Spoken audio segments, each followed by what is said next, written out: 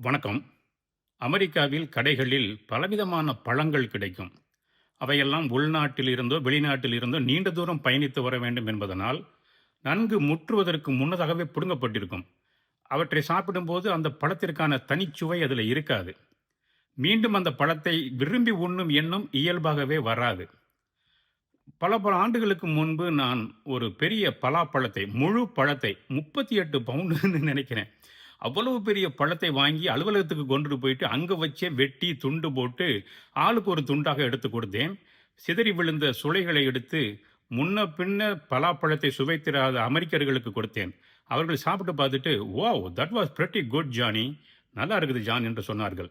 காரணம் அது நன்கு முற்றிய பழம். அப்படி பார்த்து வாங்கினேன். ஏன்னா நம்ம விவசாயியுடைய பிள்ளையாச்சே. சிறுவயதா இருந்தப்போ எங்க வீட்ட சுத்தியெல்லாம் பலா மரத்தில அப்படியே பலாப்பழங்கள் பழுத்து வெடித்து தொங்கும். அத சாக்குல புடிச்சு அங்கேயே உட்கார்ந்து சாப்பிடுறது. அப்படி பழத்தை வாங்கி கொடுத்ததனால் அவர்கள் ரசித்து உண்டார்கள். ஒருவேளை நான் முற்றாத பழத்தை வாங்கி கொடுத்திருந்தால், மீண்டும் பலாப்பழத்தை சாப்பிடும் எண்ணம் அவர்களுக்கு வந்தே இருக்காது. அப்படித்தான் எந்த இசைக்கருவியாக இருந்தாலும், அவற்றை முறையாக கற்றுக்கொண்டு, முழுமையாக கற்றுக்கொண்டு, சிறப்பாக இசைக்கும்போது மட்டும் தான், அந்த இசை ரசிக்கும்படியாக இருக்கும்.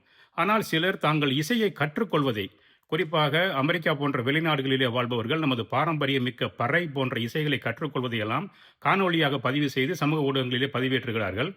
அந்த இசை கேட்பதற்கு அவ்வளவு நன்றாக இருப்பதில்லை. அது அந்த இசைக்கருவியின் மீதான நன்மதிப்பை குறைத்துவிடும். எந்த இசைக்கருவியாக இருந்தாலும் பொத்தானை அழுத்தினாலோ அல்லது குச்சி எடுத்து தட்டினாலோ சத்தம் வரத்தான் செய்யும். அது வெற்று ஓசைதானே தவிர இசை அல்ல. அதனால் கண்ட கண்ட இடங்களிலெல்லாம் இது போன்ற இசைக்கருவிகளை பயன்படுத்துவதை தவிர்த்தல் மிகவும் நல்லது. இது எனது தாழ்மையான ஒரு கருத்து.